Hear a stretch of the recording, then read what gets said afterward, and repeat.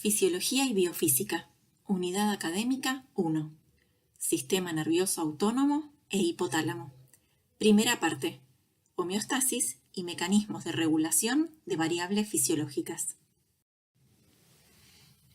La vida en la atmósfera requirió de adaptaciones evolutivas, como la aparición de tegumentos que eviten la deshidratación y permitan preservar el medio interno, que es el verdadero entorno en el que viven nuestras células.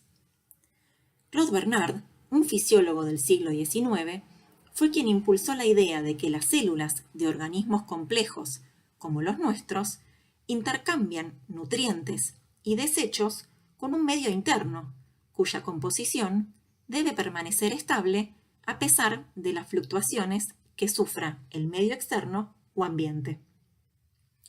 A su vez, dado que las células consumen componentes del medio interno y eliminan allí sus desechos, el medio interno debe a su vez mantener intercambios con el ambiente a través de diferentes órganos y sistemas. Diversos tejidos, órganos y sistemas participan de intercambios de materia y energía con el medio externo. Por ejemplo, la piel previene la pérdida de iones y de agua y regula el intercambio de calor con el ambiente. El tubo digestivo y el aparato respiratorio permiten incorporar oxígeno y nutrientes para producir energía y eliminar productos de desecho del metabolismo. Se requiere, además de la sangre y la circulación, para homogeneizar la composición del medio interno, y el riñón filtra el plasma para excretar desechos conservando el balance hidroelectrolítico. En la visión de Bernard, el contenido del tubo digestivo, del aparato respiratorio y de las vías urinarias no son parte del medio interno y están aquí señaladas en blanco. El conjunto de mecanismos que controlan una variable fisiológica, manteniéndola dentro de un rango compatible con la vida, se conoce como homeostasis. En términos más generales, se suele definir la homeostasis como los mecanismos que mantienen estable la composición del medio interno. Se entiende que estos mecanismos consumen energía, es decir, las variables fisiológicas se encuentran en un estado estacionario. Algunas variables del medio interno, como la osmolaridad, están fuertemente reguladas, ya que variaciones pequeñas de sus niveles ponen en riesgo la vida. Otro ejemplo es la regulación de la temperatura corporal. La temperatura corporal central se mantiene estable entre unos 36 y unos 37.5 grados Celsius, tanto en días cálidos como en días fríos. La temperatura cutánea, en cambio, fluctúa más ampliamente cuando cambia la temperatura del ambiente, especialmente en los miembros. Desviaciones de la temperatura corporal central de unos pocos grados hacia arriba o hacia abajo son potencialmente mortales. La temperatura corporal puede aumentar unos pocos grados durante el ejercicio o como consecuencia de infecciones, sin que suframos consecuencias irreversibles. Pero más allá de los 40 grados, entramos en una zona de riesgo. Lo mismo ocurre si la temperatura central desciende por debajo de los 30 grados Celsius. Los mecanismos de control homeostático son fundamentalmente bucles de retroalimentación negativa. Ante la desviación de una variable, buscan restablecer el valor inicial de esa variable. Como ejemplo aplicable a la regulación de la temperatura corporal, analicemos el bucle de retroalimentación negativa que controla la temperatura en el interior de una heladera. La heladera está en un ambiente con mayor temperatura que la que debe mantener en su interior, y por lo tanto gana calor del ambiente continuamente. Un termómetro en su interior mide la temperatura. Imaginemos que queremos que la temperatura en el interior de la heladera sea de unos 4 grados Celsius. Un comparador emite una señal de error cuando la temperatura actual supera a la temperatura deseada. Esa señal de error se convierte en un comando que activa al sistema de refrigeración y eso hace descender la temperatura en el interior de la heladera.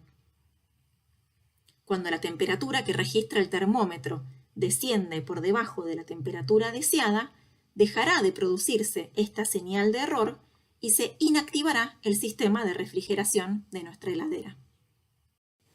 Algo similar ocurre en nuestro organismo cuando ganamos calor. Cuando sensores de temperatura, ubicados en nuestro sistema nervioso central y vísceras, detectan una temperatura mayor a la deseada, se activa la sudoración como sistema de pérdida de calor. El hipotálamo cumple un rol clave en determinar la temperatura deseada y emitir las señales que activan la sudoración. Los bucles de retroalimentación negativa, como el que controla la heladera, tienen sus limitaciones. Por un lado, la falla de cualquier componente interrumpe su funcionamiento, haciendo imposible el control de la temperatura. Además, la variable controlada, es decir, la temperatura en el interior de la heladera, fluctúa entre valores máximos y mínimos durante los ciclos de refrigeración, es decir, no se mantiene verdaderamente estable. Estos son problemas inherentes a todo mecanismo de control por retroalimentación negativa. Cada una de las variables fisiológicas críticas se encuentra bajo el control de múltiples bucles de control por retroalimentación negativa. Esta redundancia de mecanismos hace que el control sea más robusto, es decir, la falla de un mecanismo puede ser a veces compensada por otros mecanismos que se mantienen funcionando.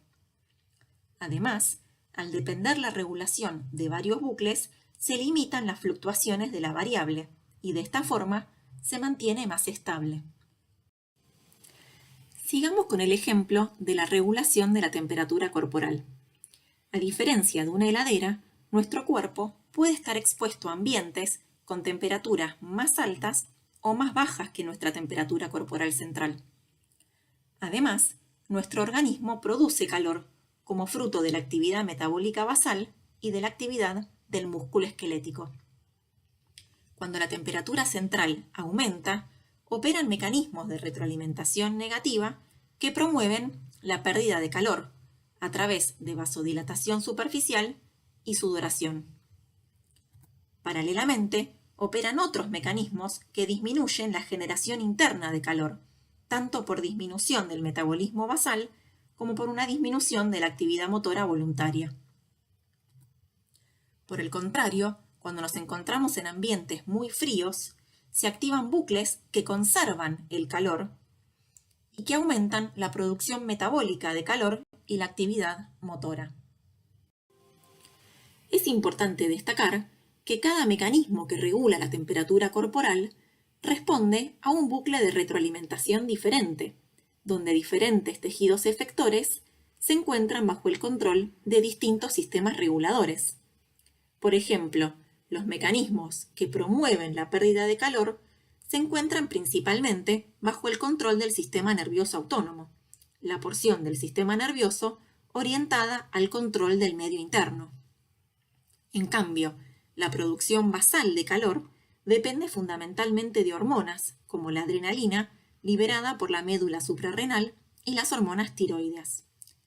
Finalmente, la actividad del músculo esquelético es controlada por las motoneuronas alfa espinales, que son parte del sistema nervioso somático, es decir, la porción del sistema nervioso que nos pone en relación con el medio ambiente. Es importante destacar que estos bucles no pueden trabajar de forma independiente unos de otros. Supongamos que la temperatura corporal central aumenta a unos 38 grados Celsius. Si la vasodilatación y la sudoración produjeran por sí solas una pérdida de calor equivalente a 1,5 grados Celsius, esto sería suficiente para restablecer la temperatura corporal central. Sin embargo, si además se produjera mucho menos calor, la temperatura central caería por debajo de la temperatura corporal deseada, obligando a que estos bucles trabajen en sentido inverso. Sin embargo, los múltiples bucles operan de manera armónica y con mínimas fluctuaciones de la temperatura corporal, gracias a que todos se encuentran bajo una coordinación centralizada. Muchas variables fisiológicas importantes se encuentran interrelacionadas. Por ejemplo, el balance corporal de agua depende de la diferencia entre los ingresos y los egresos de agua. Existe entonces una pérdida mínima obligatoria de agua que ocurre por diversos mecanismos. Se requiere eliminar una cantidad mínima por día de solutos en la orina, por lo cual perdemos aproximadamente 500 mililitros de agua por día en la orina. Además, se pierde alrededor de 1 litro de agua de manera obligada a través de la piel, la ventilación y la materia fecal. Estas pérdidas se reparan con la ingesta de agua, es decir, el agua que bebemos más el agua contenida en los alimentos.